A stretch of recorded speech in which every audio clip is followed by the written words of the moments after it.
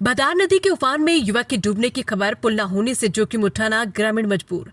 रविवार की सुबह करीब 9 बजे तेज बहाव से उफन रही भदार नदी में मुड़गुड़ी निवासी 37 वर्षीय जितेंद्र पिता राम नरेश द्विवेदी के डूबने की खबर है। घटना की जानकारी मिलते ही अंदवार पुलिस मौके पर पहुंची और युवक की तलाश शुरू कर दी।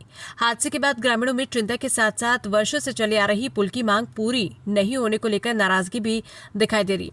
सलैया पड़वार के बीच बहने वाली भदार नदी बरसात के दिनों में ग्रामीणों के लिए महज नदी नहीं बल्कि जिंदगी और जोखिम के बीच खड़ी एक बड़ी चुनौती बन जाती है। ग्रामीण लंबे समय से इस स्थान पर पुल निर्माण की मांग करते आ रहे, लेकिन ये मांग आज तक पूरी नहीं हो सकी। हालात ऐसे हैं कि नदी पार करने के बाद पड़वार गांव की दूरी जहां करीब 1 किलोमीटर है, वहीं नदी के रास्ते से न जाने पर ग्रामीणों को घूमकर लगभग 20 किलोमीटर का सफर तय करना पड़ता है। इसी मजबूरी का सबसे बड़ा असर स्कूली बच्चों पर भी पड़ता है। सलैया, मुड़गुड़ी, कुड़ी, बचा और भरोली सहित कई गांव के छात्र शासकीय विद्यालय पड़वार में पढ़ने जाते हैं। कम दूरी के कारण बच्चे और ग्रामीण अक्सर नदी पार करके ही दूसरी ओर पहुंचने का जोखिम उठाते हैं।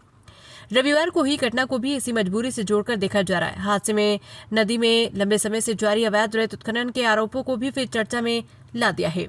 ग्रामीणों का कहना है कि रेत निकासी के चलते नदी के कई हिस्सों में गहरे गड्ढे बन गए। तेज बहाव में ये गड्ढे दिखाई नहीं देते और नदी की धारा पार करने वाले लोगों के लिए खतरा और बढ़ जाता है।